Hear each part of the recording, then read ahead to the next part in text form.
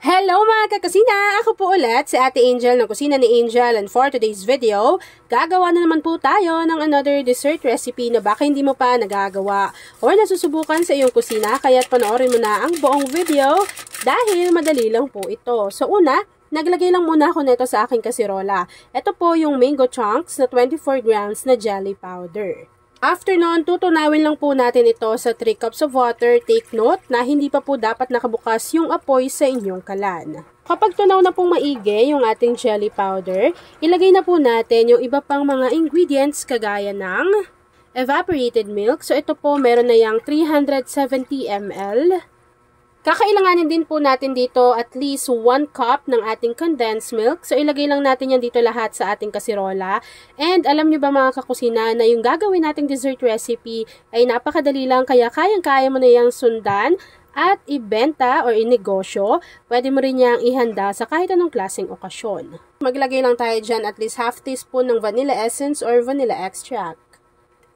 And then, hahaluin lang po natin yan ng maigi para naman hindi lang nasa bottom ng ating pan yung ating condensed milk. Kasi medyo makapal yung consistency nun. So, dapat siguraduhin ninyo na nahalo nyo yan ng maigi bago ilalagay pa natin yung iba pang mga ingredients. Ilalagay na rin po tayo dito ng 2 piraso ng hinog na mangga. So, ito po manamis-namis talaga yung pinili ko para mag-complement siya dyan sa dessert na gagawin natin. So, hiniwa ko lang yan ng ganyang kaliliit. Tapos, ilalagay na natin to dito sa ating kasirola.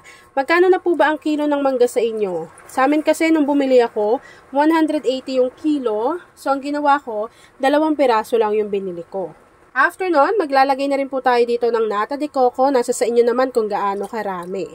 Maglalagay na ako dito ng buko strips. So, ito po, 2 piraso yan ng buko. So, sabihin nyo lang pang salad. Tapos, ano na yan? Pwede na yang ilagay dito sa ating recipe. Yung mga kakusina natin dyan na talaga namang mayroong puno ng buko. Tapos, naghahanap kayo ng pwede ninyong gawing dessert. Ito na po yung maire-recommend ko sa inyo. Ayan, so 2 piraso ng buko yon, pinakayod ko lang, tapos isasama na rin natin yan dito sa ating mixture. So habang hinahalo ko to mga kakusina at hinihintay natin kumulo yung ating mixture, please don't forget to like and follow yung ating Facebook page, Kusina ni Angel. Kung meron din kayong Instagram, paki-follow na rin po ako doon, Kusina ni Angel. At kung gusto mong matuto pa ng iba pang mga recipes o kaya naman gusto mong mag-share ng mga niluluto mo everyday, pwede kang sumali sa ating Facebook group. Andyan lang po yan sa ating Facebook page. And yes, meron na rin pong TikTok account ang ating yung Angel. I-search nyo lang po yung Kusina ni Angel _official. So, lalabas na po dyan yung account ko. Minsan, nagla-live yung atin yung Angel doon. Kaya, pwede nyo akong i-follow at magkulitan tayo doon. Ayan. So, lulutuin ko lang itong mga kakusina at hihintayin kong kumulo. And then, after po nun, papakita ko pa sa inyo kung ano pa yung next procedure. Ito, hindi talaga to binigay sa akin. Binili ko to sa sarili kong pera. Pero, gustong-gusto ko lagi itong sinishare sa inyo. Kasi, kapag naubusan ako ng gas, talagang dito yung takbuhan ko. Yung mga 11 kilos ko na gas. Ito talaga. Kunwari, walang kuryente. Diba? Kung induction cooker yung ginagamit mo. So, ito, pack na pack to. Tapos, isa lang yung gas niyan. Marami ka nang maluluto. And safe na safe din po si Gaslight. Kung ayaw ng white, napakaraming kulay na pagpipilian dyan. So, ako pangatlong kulay na to kasi yung dalawa, yung isa nandun sa isang kwarto. Tapos ito yung lagi kong ginagamit sa mga recipe video natin lately. So, ito parang mag-iisang taon na rin to sa akin.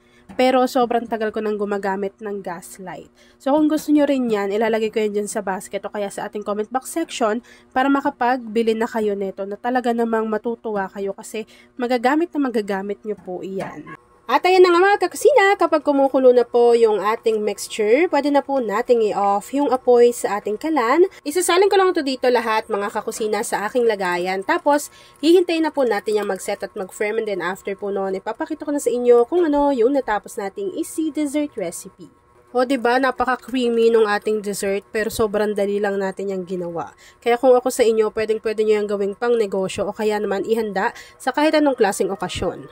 At ayan na nga mga kakusina, lumamig na or nag-set na itong ating dessert recipe. Kaya naman this time, pwede na po natin yang i-enjoy. Tignan nyo naman At ayan na mga kakusina, tapos na naman po ang ating easy dessert recipe na Mango Buko Ref Cake. Kung nagustuhan mo yung ating video, please like and share this video. At kung hindi ka pa nakapag-subscribe sa aking YouTube channel na Kusina ni Angel, please click subscribe button.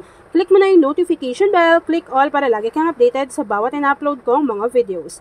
Yan lang mga kakusina. Thanks for watching and enjoy this video. Pakishare ng ating video lalo na kung gusto mo ng ganito kasasarap na dessert pero sobrang dali lang gawin. Yan lang mga kakusina. Thanks for watching.